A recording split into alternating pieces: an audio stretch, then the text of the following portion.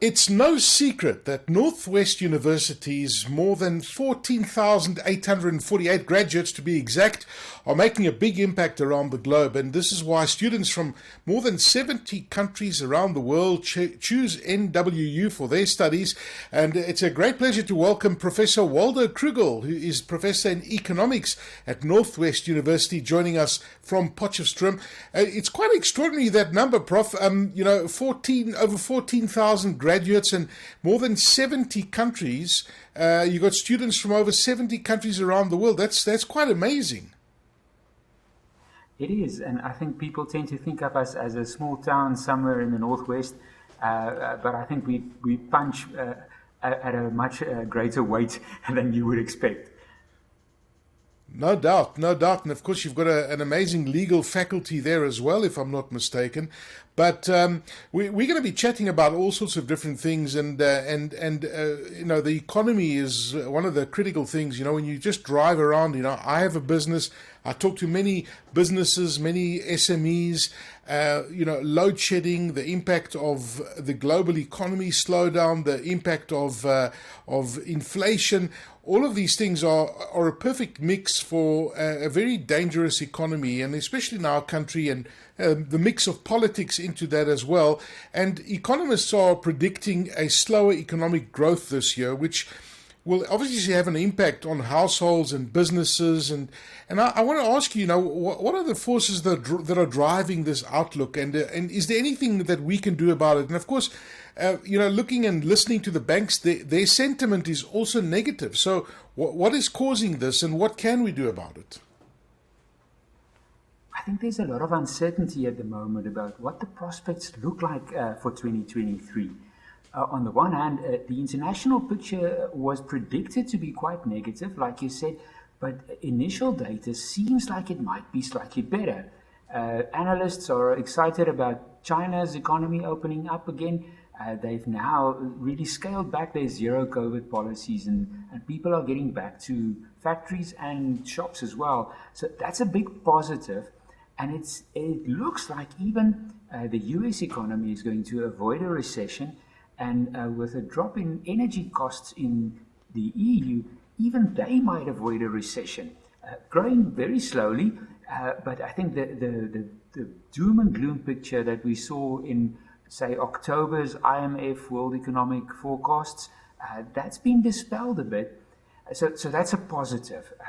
Domestically, though, there's a lot of uncertainty about how big the impact of load shedding is going to be on consumers and producers. And you'll see that uncertainty in the range of predictions that you get. The Reserve Bank is predicting 0.3% growth for the year, but then some of the private institutions are looking at 1.2, maybe even a 1.3% growth.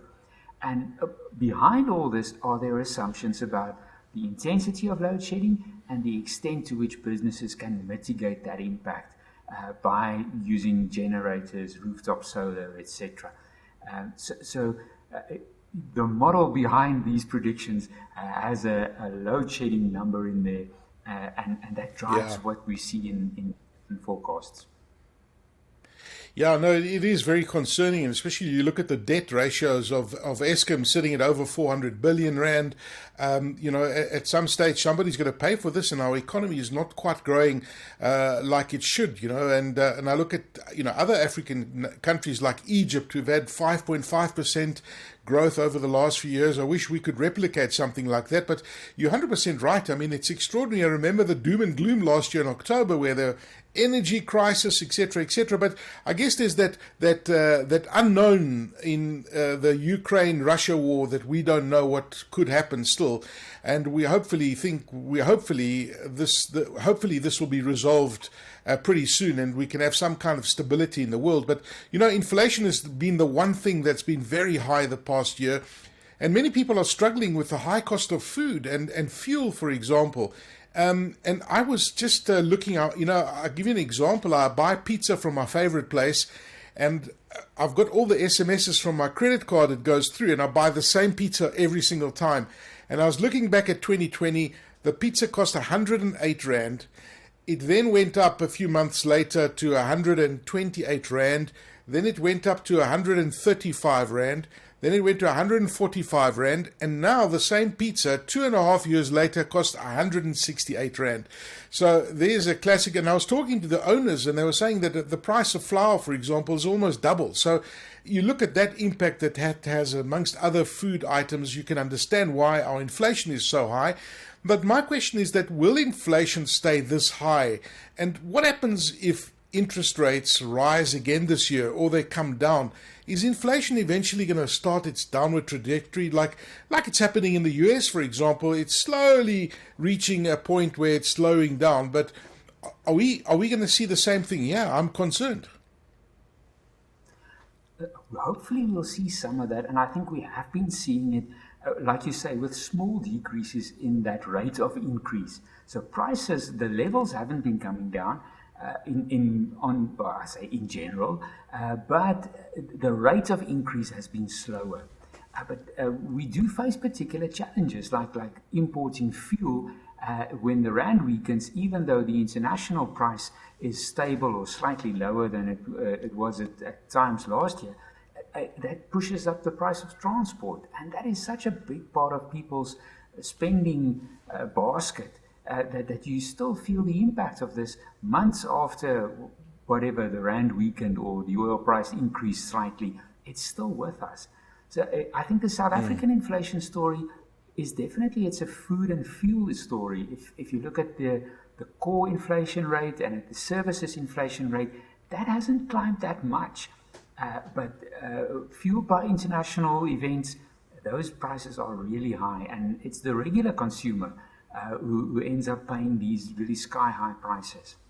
The Minister of Finance's budget speech was really interesting in front of Parliament just recently. Economists got what they expected to hear. We heard the Minister speak a lot about energy, which is very topical right now when you look at how high we are with stage 6 and stage 4 and the mix of energy. I don't think we've had one day where we haven't had load shedding this year. So energy is a big thing. And the Minister certainly focused on energy and finding a solution to get us out of this mess that we're in. And of course, tax breaks and support to households and small businesses. What did you make of the budget? I think a positive picture in that regard. Energy really is the single biggest challenge facing the economy and growth at the moment. If we can't get the economy to grow faster, then all of the ministers' other ratios deteriorate. The budget deficit to GDP, the debt to GDP, those look worse if GDP is not growing. So I think the measures that he announced regarding government's takeover of a part of Eskom's debt and the support to households and businesses will make a difference.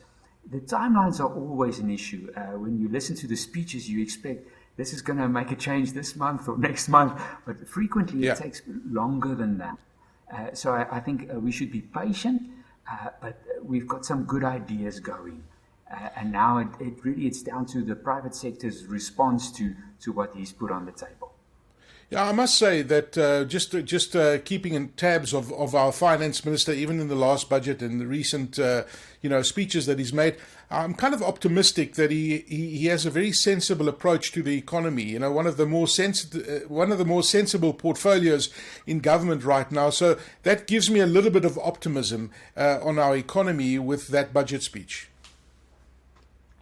Absolutely, and I think what the minister does well is he's able to strike the balance between the fiscal discipline that's needed to balance the books and convince the ratings agencies that we're on a path of consolidation.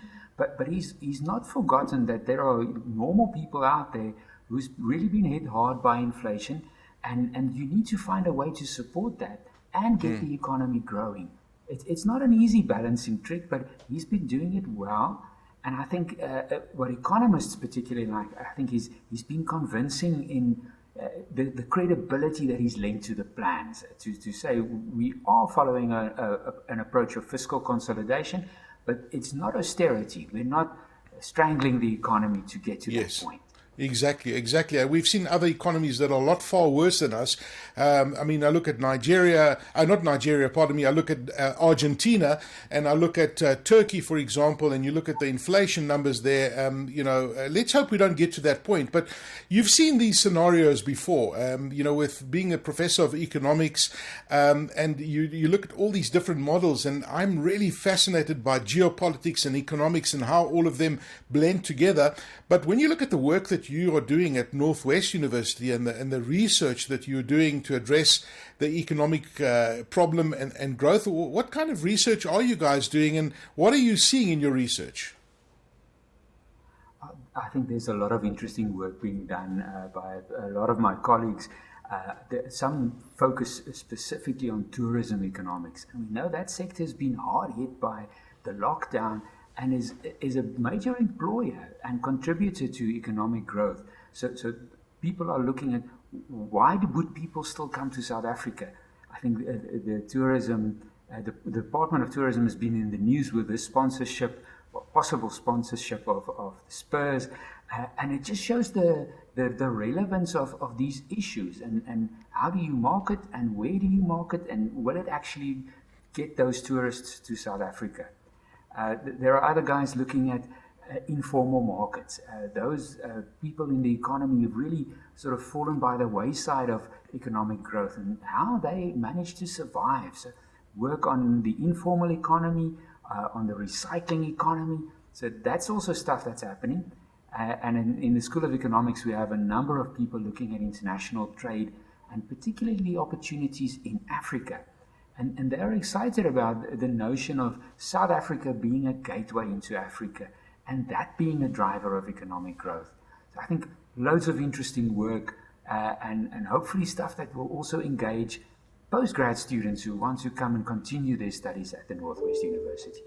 Wow, that's it's so exciting. And you look at the continent that we're living in, and there are just so many possibilities, and I'm just so optimistic about it. We haven't even started this economic growth trajectory. The youngest population in the world.